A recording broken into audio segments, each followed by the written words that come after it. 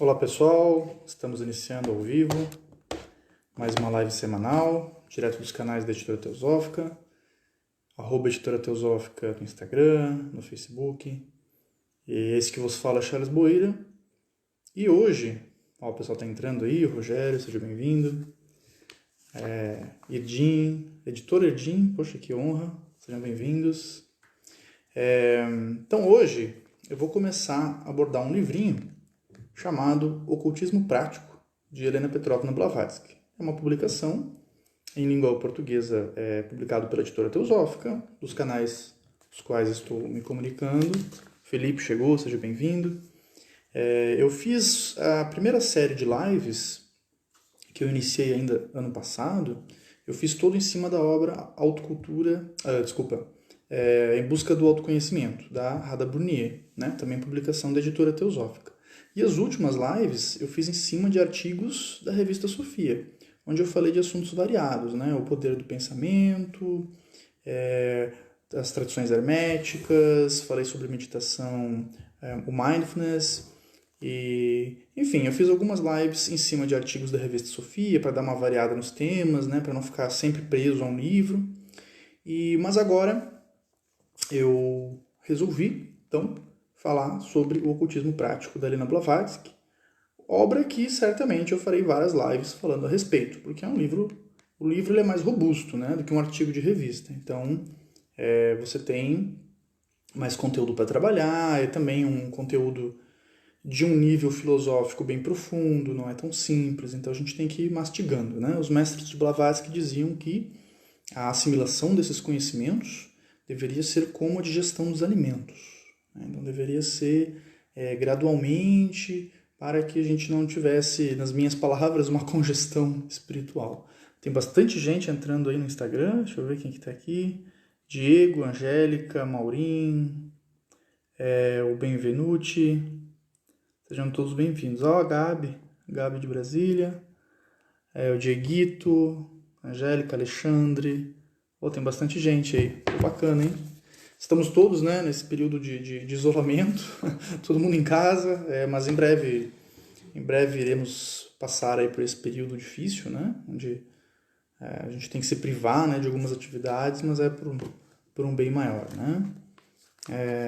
Rubi Maria, Olivia, Felipe, sejam bem-vindos aí, tem bastante gente entrando no Instagram aí, bacana, hein, acompanhando a live. Bom, falar um pouquinho sobre o ocultismo prático. Então, o que é essa obra, né? Primeiramente, o que é o ocultismo na visão do Blavatsky? Geralmente, quando se fala de ocultismo, o pessoal tem uma outra visão, né, do que seria. O pessoal pensa logo em ritualística, em pacto, sei lá o que o pessoal pensa, né? Conhecimento popular. Eu vou tratar do tema, obviamente, na visão de Helena Blavatsky, ela é a autora da obra, e, enfim, né? E eu sou teosofista, óbvio que a visão dela é a visão que eu mais me identifico. Bom, para Blavatsky, o ocultismo não tem nada a ver com ritualística, não tem nada a ver com pacto, com sei lá o quê, não tem relação nenhuma com isso. O ocultismo trata-se de uma vivência de um conhecimento que para a maioria das pessoas está oculto. Ou seja, aquilo que passa desapercebido da maioria das pessoas, né? Então,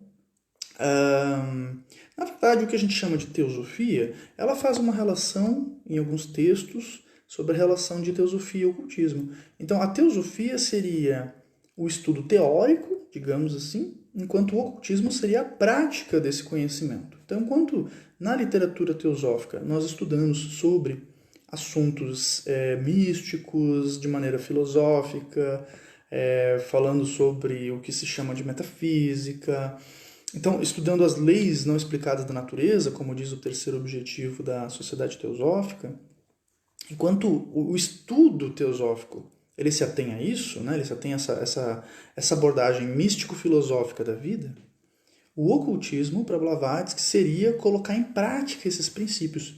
Então, a partir do momento que você entende esses princípios e passa a incorporar eles na sua vida, você passa a viver isso de maneira plena, né, colocando no seu dia a dia, e se modificando como pessoa e assim por diante, então isso seria a vivência do ocultismo. Isso seria o ocultismo, né? Essa vivência seria o ocultismo.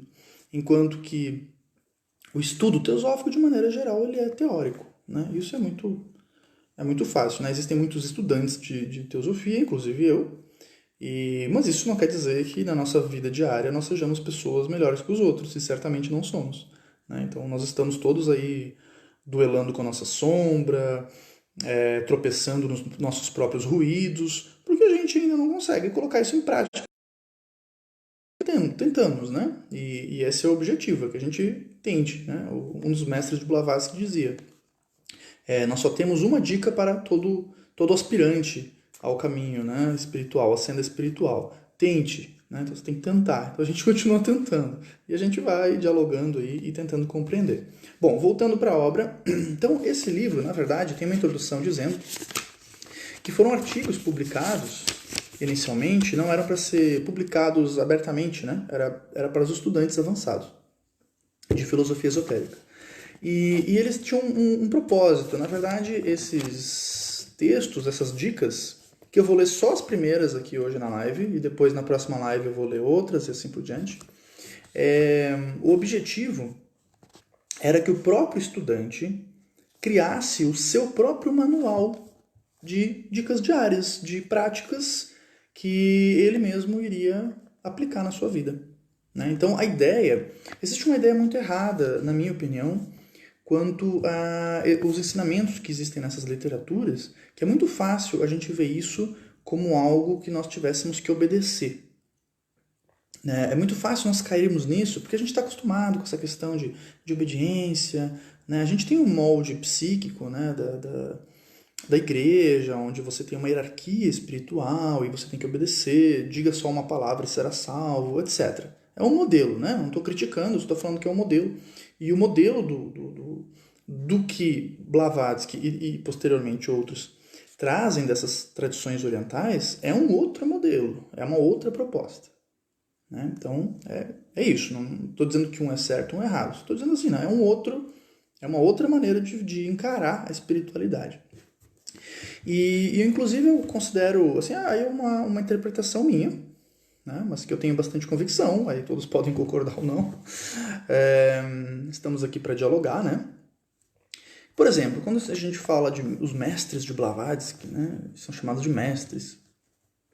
Lendo os textos, tanto de Blavatsky quanto as próprias cartas dos Mahatmas, publicados também pela editora teosófica, no meu discernimento, é nítido que esses seres são chamados de mestres não porque nós devemos obedecer eles como uma hierarquia que inquestionável. Inclusive, eles deixam claro muitas vezes que não é isso, né? Não é isso.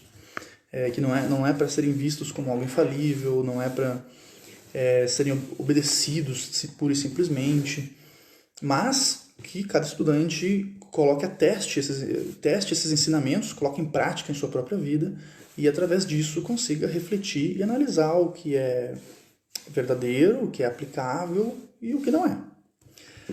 Na minha interpretação, então, por que chamamos esses seres de mestres? Eles são mestres de si mesmos, né? Então, essa prática que a Blavatsky vai dar algumas dicas nesse livro, que não são dicas inflexíveis. Na verdade, a ideia do livro era que a pessoa as suas próprias práticas de rotina diária, como se fosse um diário mesmo, né? Um manual de conduta que a própria pessoa vai desenvolvendo de acordo com seus estudos.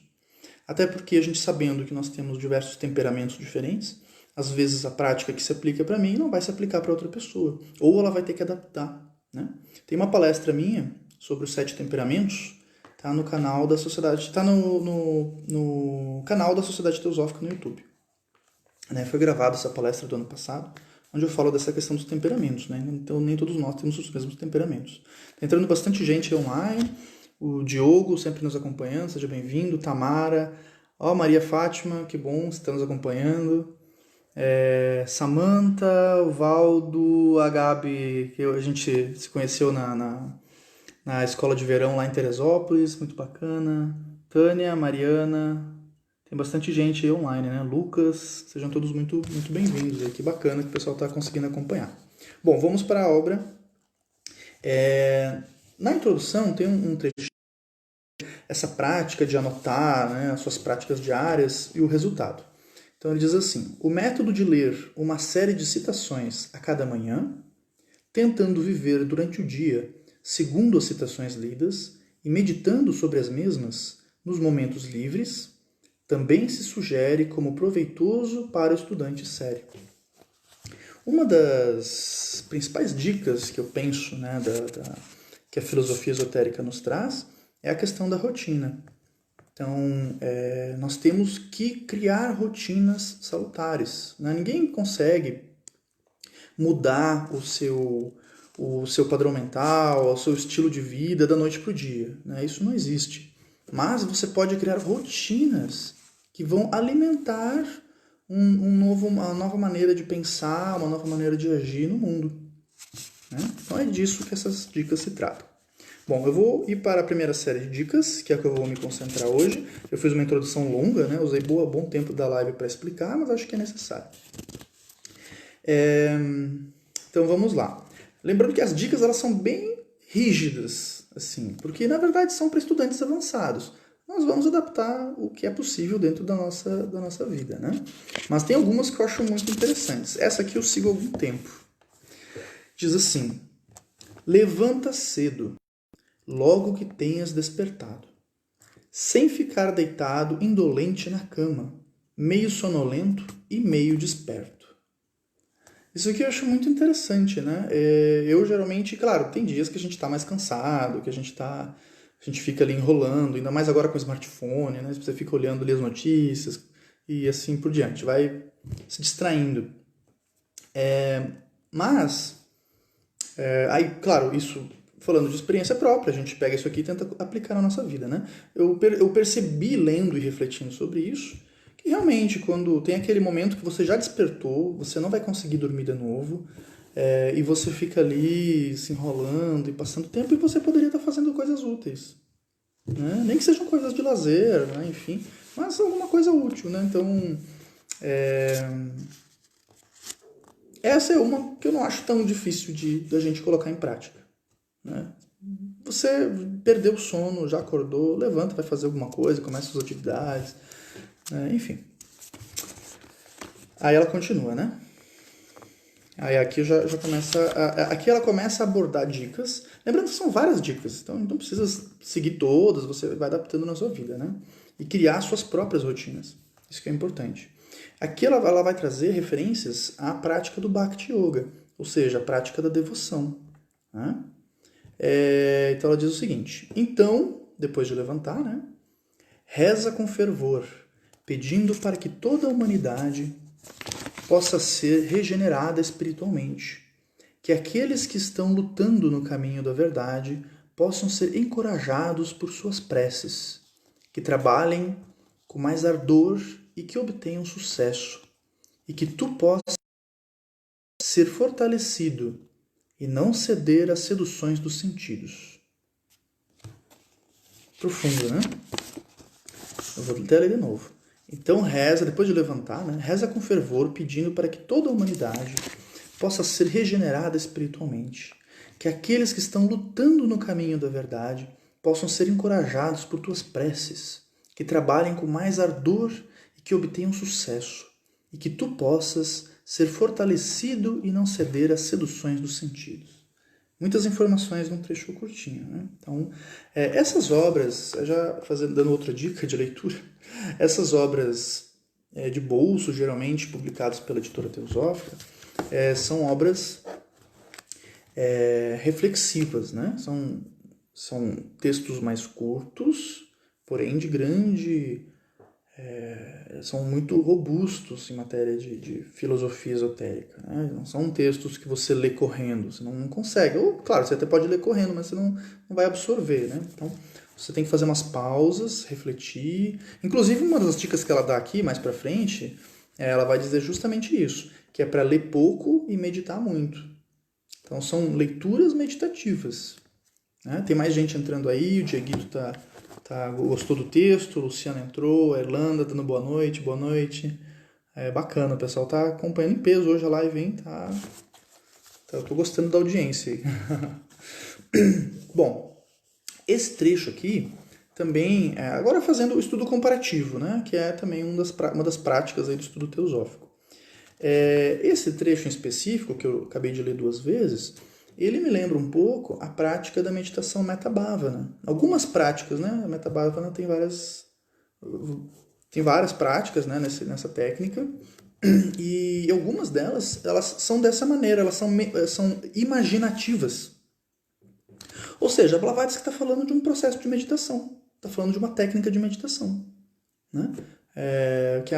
Tem algumas técnicas de meditação que tem isso. Você imaginar coisas boas, você imaginar a outra pessoa bem, você imaginar a humanidade bem, a sua sociedade bem, ou até mesmo uma pessoa que você tem uma desavença, né? Você escolhe uma pessoa para concentrar essa emanação de bons pensamentos. Aí você pode acreditar na parte metafísica ou não. A gente pode interpretar isso como um simples exercício psicológico, se a gente quiser, né? Uma visão mais materialista, digamos assim, desses assuntos, né? Ou, para quem acredita em algo diferente, a gente está emanando, né, alguma coisa para essa pessoa e para o mundo. Tem mais gente chegando aí, a Dione, lá de Carlos Barbosa, Rio Grande do Sul, chegou, seja bem-vinda, do grupo de Carlos Barbosa, né?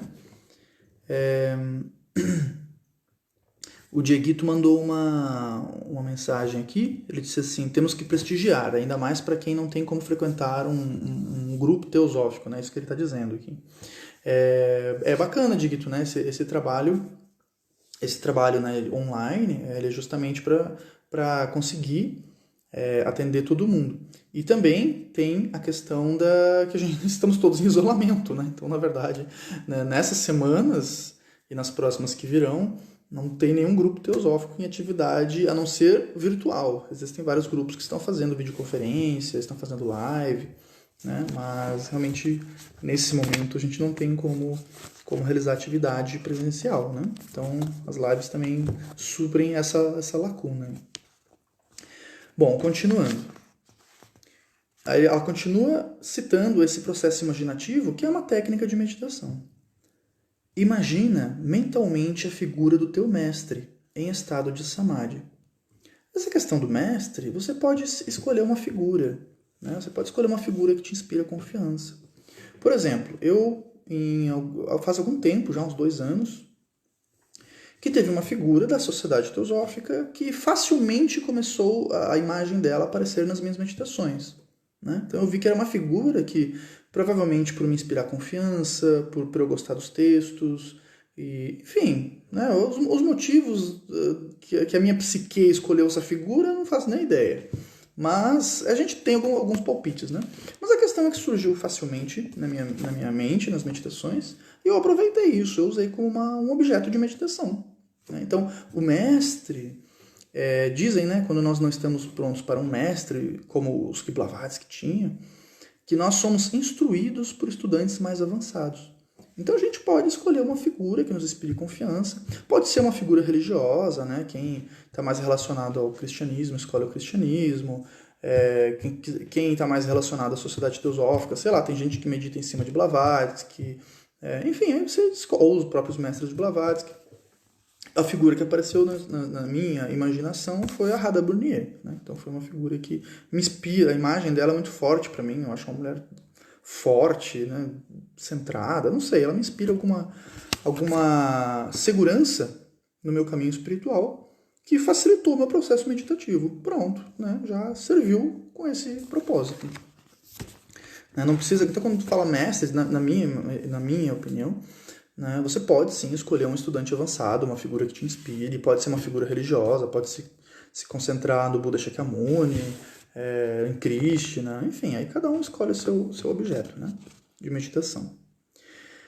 Continuando, fixa essa imagem diante de ti, preencha-a com todos os detalhes, pensa nele com reverência e reza para que todos os erros de omissão e comissão possam ser perdoados. Então, novamente, ela está falando de um exercício imaginativo em formato de meditação. Né? Muito semelhante a algumas técnicas da Benta Bava, né? Para fazer uma referência, né? Para ver que não é ao vento, essas dicas que ela está dando não são assim aleatórias, elas têm um propósito. Continuando. Isso facilitará grandemente a concentração, purificará o teu coração e muito mais. Ou então, reflete sobre as fraquezas do teu caráter, compreende plenamente os males e os prazeres passageiros que elas te proporcionam. E quer firmemente fazer tudo quanto possas para não ceder a elas da próxima vez. Então aqui ela pulou de um processo imaginativo para um processo de autoconhecimento. Então ela está agora trazendo a nossa concentração, um exercício de concentração, que é a meditação, né? Você ter controle ter um pouco mais de controle do seu pensamento, e focou, né, num processo de autoconhecimento. Né? Então você vai começar a se autoanalisar. Então veja como é um processo meditativo bem completo. Né? Ela começou lá no Bhakti, né, passou por um processo imaginativo e agora ela está entrando num processo de autoconhecimento. Esta autoanálise e o apresentar a ti mesmo perante o tribunal da tua própria consciência facilita, em um grau até agora não imaginado, o teu progresso espiritual. Né? Quando estiveres... Aqui ela vai falar de um outro processo imaginativo. Ela está dando várias dicas. Né? Quando estiveres tomando banho, exercita durante todo o tempo a tua vontade, para que as tuas impurezas morais sejam levadas pela água, juntamente com as demais impurezas do teu corpo.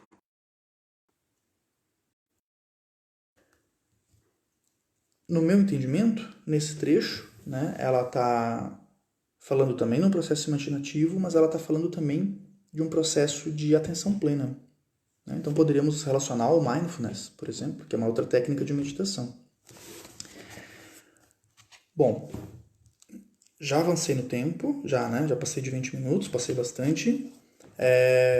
Eu agradeço a presença de todos. Então, a gente vai continuar com a obra Ocultismo Prático nas próximas semanas. Quem não conseguiu ver a live inteira, a live ela vai ficar, né, 24 horas no Instagram e no Facebook fica o tempo todo. Depois eu vou botar no YouTube também, no canal da Editora Teosófica. E vou compartilhar aí nos grupos de Teosofia, vou fazer sala de vídeo, daqui a pouco já vou iniciar alguma, né? No meu perfil pessoal, nos grupos de Teosofia. E a obra pode ser adquirida no site da Editora Teosófica, então www.editorateosófica.com.br. Está em promoção, inclusive, acho que ela está 30% de desconto. Né? É um livro de bolso, é super acessível. O que você acha do guru? Qual guru? Não sei qual guru ele está se referindo.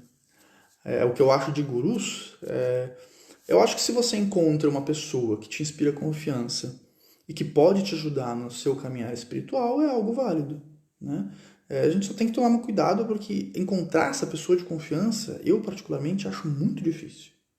Né? Acho muito difícil. E quando a gente encontra, a gente tem que entender também que essa pessoa ela é uma ponte para o seu caminhar, ela é uma instrução. Mas não necessariamente essa pessoa é perfeita, é infalível. Então, ela tem o papel dela no seu caminhar e você tem o seu também. Eu acho que tem uma parte da senda espiritual que é individual mesmo, né? Que nós temos que fazer por nós mesmos. Né? Não dá para colocar a responsabilidade do nosso aprimoramento, do nosso desenvolvimento humano, em cima somente de uma figura. Eu acho muito perigoso, inclusive, fazer isso. Né? Porque essa figura é falha. Né? Todo mundo é. Blavatsky, enfim, são exponencialmente mais assertivos que nós, mas não são perfeitos. Então é importante isso, que eu falei, eu selecionei uma ex-presidente da Sociedade Teosófica como objeto de meditação, mas isso não quer dizer que ela é infalível, e realmente ela não era, e realmente tem vários textos que eu leio dela, eu digo, não, isso aqui não pode ser, né? Isso aqui eu entendo que aquilo ali é fruto da cultura que ela estava inserida. Né? Teve algumas questões que eu olhei assim, não, isso aqui é porque ela nasceu na Índia e lá se tem esse pensamento. Então eu notei assim um ruído claro, um ruído cultural. Né? Dentro do contexto uma indiana, esse pensamento faz sentido. Mas esse pensamento, dentro do nosso contexto, não se aplica. Né? Não se aplica de maneira alguma.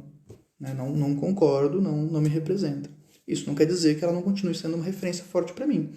Tem uma frase basilar na obra Luz no Caminho, da Mabel Collins, também publicada pela Editora Teosófica. Inclusive é o campeão de vendas da Editora Teosófica desde sempre essa obra aí. A Luz no Caminho é a Voz do Silêncio, mas a Luz no Caminho ainda vende mais. Que diz assim: nenhum homem é teu amigo, nenhum é teu inimigo. Todos são teus instrutores. Eu acho isso muito bacana, né? Essa possibilidade da gente conseguir